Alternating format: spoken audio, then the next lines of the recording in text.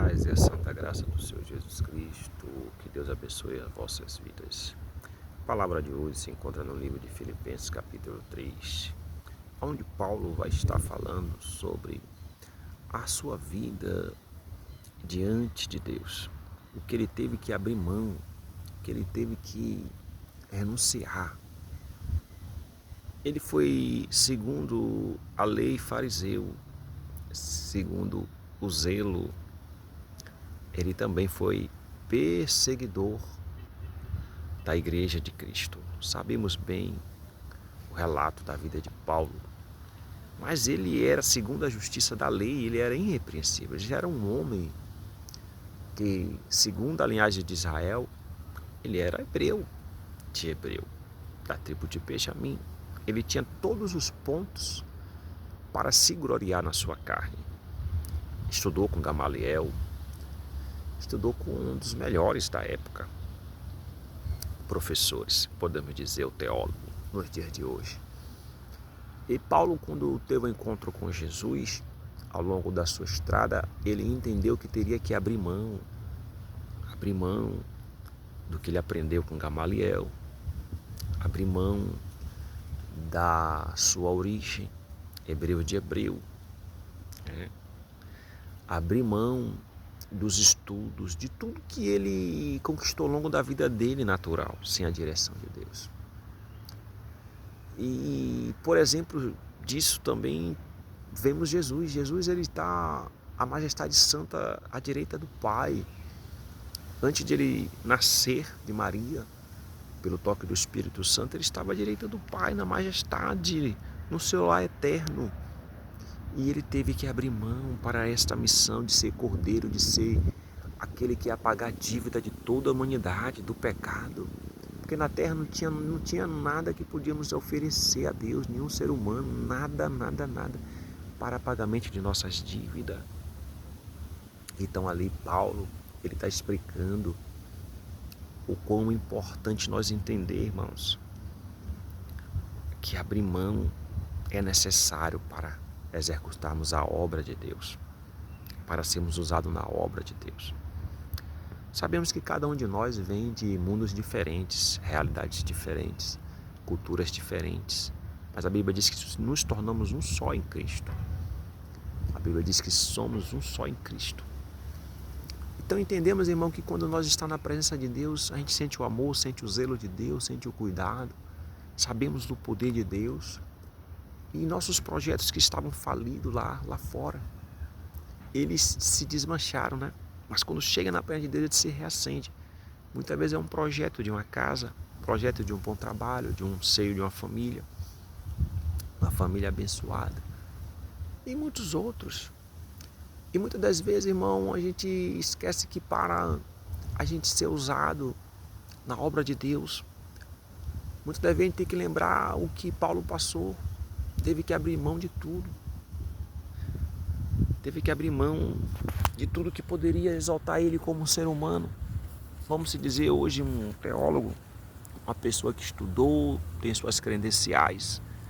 E de repente, tudo que conquistou diante de Deus, agora ele terá que abrir mão. Pois como ele irá ao deserto, aonde estão as almas aflitas, no lugar de humilhação, passar aperto. Lembrando que também não terá muito o tempo favorável para ele. Tudo que ele conquistou na presença de Deus, muitas das vezes, tomará o tempo da vida dele. Tempo para a esposa, tempo para os filhos, tempo para o trabalho, tempo para tudo, e o tempo para Deus, para a obra de Deus. Então, não é uma contramão, irmão. Tudo que temos que desejar de Deus é aquilo que Ele tem para nós, seja uma esposa que esteja na mesma direção, ou um esposo que esteja na mesma direção da obra.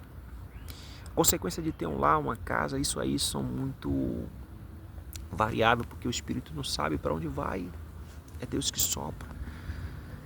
Então a gente tem criado hoje um modo de viver em Cristo, um modo de cultuar em Cristo, que queremos que Cristo faça tudo para nós vivamos em um ambiente saudável, tranquilo, de paz, sossegado, e não é verdade. Não teremos paz nessa terra, mas aflição, irmão.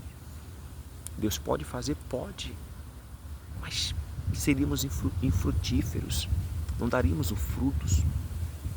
Então a gente entende que quando trata da palavra em Filipenses é um abrir de mão. As bênçãos do Senhor, ela nos alcança, mas muita gente vamos ter que abrir mão para poder exercer a obra do Senhor. Então reflita hoje tudo que você tem buscado na presença de Deus, tudo que você tem se esforçado, tem conquistado, você tem conseguido fazer tudo aquilo que Deus tem te mostrado, tem te direcionado. Não, porque o seu coração e a esperança estão nas coisas terrenas. E Paulo fala dos fariseus, da tribo que ele veio, que o povo, o Deus dele era o ventre, era a comida, era as vestes, era o dinheiro. Quantas pessoas se apegam a tudo isso e não pode frutificar na presença de Deus? Então temos que seguir o exemplo de Paulo, virou esterco tudo aquilo. Tem pessoas que sim estudaram teologicamente, tem credenciais, tem tudo isso aí, tem riqueza, tem tudo, mas irmão, que adianta conquistar o mundo todo e perder a sua alma?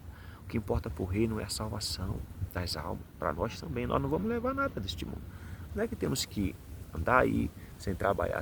Não, vamos trabalhar, mas na consciência de que a obra do Senhor, ela necessita de uma grande renúncia. Grande renúncia, irmão. A cama cochosa, o lar abençoado. Vamos ter que largar muitas das vezes para ir fazer a vontade do Pai. Então, se você precisa hoje, talvez neste vídeo, fazer algo, faça. Talvez você tenha orado a Deus para grandes coisas na sua vida, materiais, sentimentais. Comece a orar para que a vontade dele seja feita. Tu vai ver que vai mudar essa cara desse ministério que você está, vai mudar a direção, você vai voltar a frutificar, irmão. Porque Jeremias não queria estar em Jerusalém, mas ele teve que estar lá.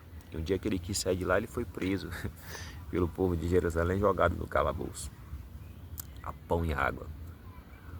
Deus queria ele ali. Ele fala em Lamentações que Deus cercou ele de pedras lavadas, de uma cerca de sebe e de fel de amargura. Então, irmãos, Jesus falou, terás aflições. Não chamei só para participar das bênçãos futuras, mas também das aflições deles aqui presente. Então não podemos buscar um posicionamento de conforto diante de Deus aqui no bem-estar da nossa carne, mas a esperança da salvação e ressurreição de nossas almas. Isso é o foco da vida cristã, porque aqui tudo é passageiro e nada nos pertence. Amém, irmão? Que Deus abençoe a vossa vida, a vossa casa. Reflita, faça uma oração diferente hoje para Deus. Você vai ver que muitas coisas vão mudar. Senhor, faça a tua vontade, não a minha, mas a tua. Minha vontade era uma casinha aconchoada, uma casinha bem aconchegante, uma família bem abençoada, tudo. Mas ainda assim, Senhor, faça a tua vontade. Você vai ver que seu ministério vai andar, você vai voltar a frutificar. Seu coração vai despegar das coisas terrenas, você vai ter uma visão mais espiritual. E sua esperança e alegria vai estar na ressurreição dos mortos, na novo céu, nova terra que Deus nos preparou. Corpo glorificado como o dele. Amém?